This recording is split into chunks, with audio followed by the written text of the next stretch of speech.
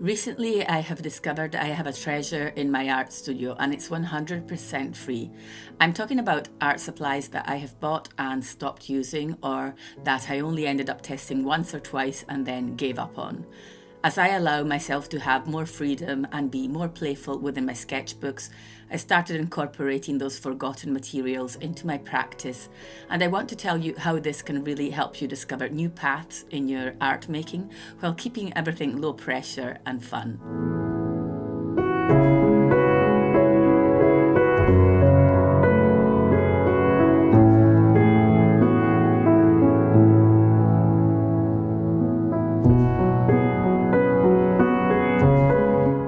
I really want to thank my patrons. It's through working together with them live every Tuesday in the Sketchbook Lab tier that I found the courage to explore more and stop chasing perfectionism and start experimenting again in a way that gives me more joy. We are art supply crazy, and when I saw them getting creative with their own old art supplies, I decided it was time to open those dusty drawers too and have a go. And one of the things I noticed is that many times you get art supplies wrong if you don't give them long enough to get to know them. It takes time to understand and get a feel for art supplies. And it's also very exciting when something old feels like something new. It gives you the same dopamine boost as if you just bought it in a shop, but without spending a penny. Sometimes it's as simple as not reading the description on the box well. I thought these Derwent pastel pans were cheap watercolours filled with chalk when I first opened the box, till someone in the Sketchbook Lab group, who also had them, pointed out they were gouache. It made me see them through a whole new light. They were not opaque because they were low-quality watercolours. They were opaque because they were gouache. I had hardly touched them the first time. Now I was excited to paint with them again. It's so important to get your fingers dirty when making art. That is something that I truly rediscovered. There is something about it, like really giving yourself permission to make a mess and get stuck in the process with gusto.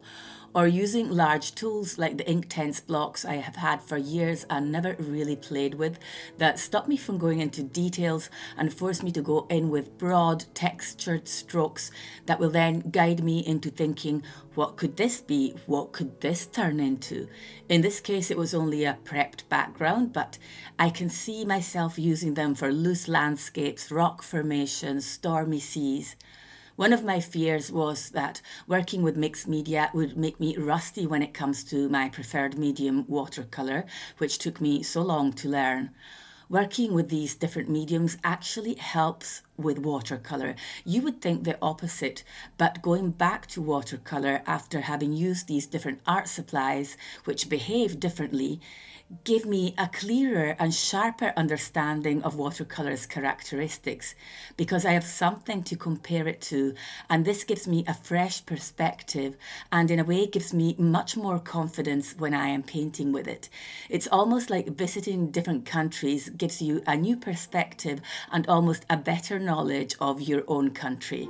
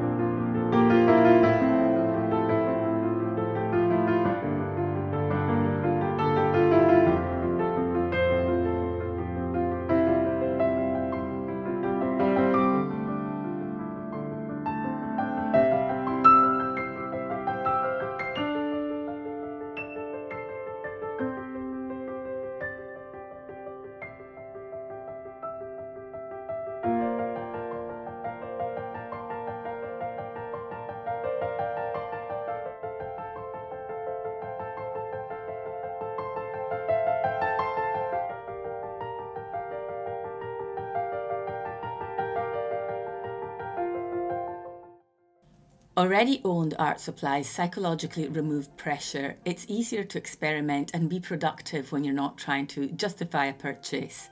It's psychological again. New supplies make you want to impress yourself. Old ones let you play. So why do we abandon old art materials? Did we expect instant mastery? I think very often we did. Are we sometimes too quick to judge a tool, like deciding someone isn't your friend after one conversation? Supplies have personalities, they need repetition. So why do we often feel like we have to keep buying? I think very often we are chasing that dopamine boost, myself included. But novelty doesn't equal spending money on something. Novelty can be found in the drawers in your studio or in the little area in your home you have designated for art making. And the feeling of excitement is just as great, it's just as powerful. The reality of things is that you don't have to move forward to grow. Sometimes you have to step back.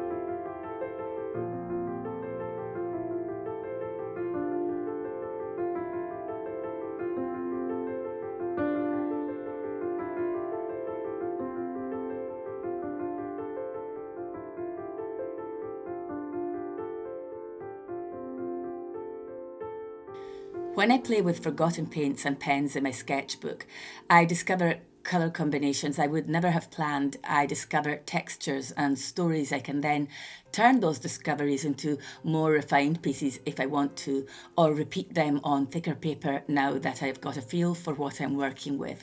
Now that I know where I want opacity and where I want the luminosity of watercolour to shine. Exploration feeds intentional work. I also think that a really good idea is to have a dedicated sketchbook just for swatching and playing with these art supplies that are less used, less loved, let's say, and certainly less familiar. And no need to create finished paintings. It's enough to create what some call colour stories. I love that name. Big blocks of colour, shapes, patterns, dots, that will turn into a catalogue you can refer back to see what colours and shapes work together, which ones speak to you and inspire you, and I will show you a brief glimpse of the one I am starting at the end of this video. It was also fishing through my old art supplies that I started playing with tracing paper. Not to trace, but to draw on with a fine liner, and this gave me an idea for paintings in layers of paper. A lot of the materials I tested, like acrylics and acrylic pens and different kind of fine liners, will work on this kind of paper. And I can then overlay different designs and stories over existing paintings in my sketchbook and create scenes that change. I think this will work really well with landscapes, which is this month's theme over on Patreon.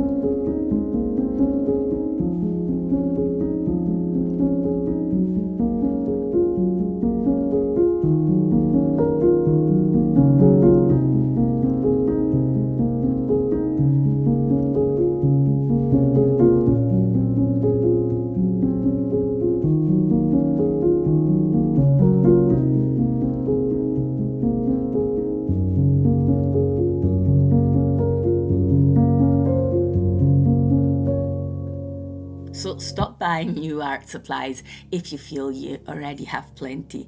Shop at your own shop, and if there's something you really don't fancy, play the swapping game with another art supply lover and swap your less used art tools so that you can give them a new life and allow your own art to expand and breathe as you venture down new pathways.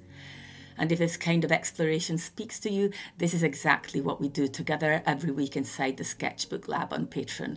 We meet live on Tuesdays, experiment with whatever we have on hand, and slowly build our visual worlds without pressure. You're always welcome to join us if you'd like to explore alongside us, or join the art studio tier if you want to get monthly guided watercolor painting sessions as well.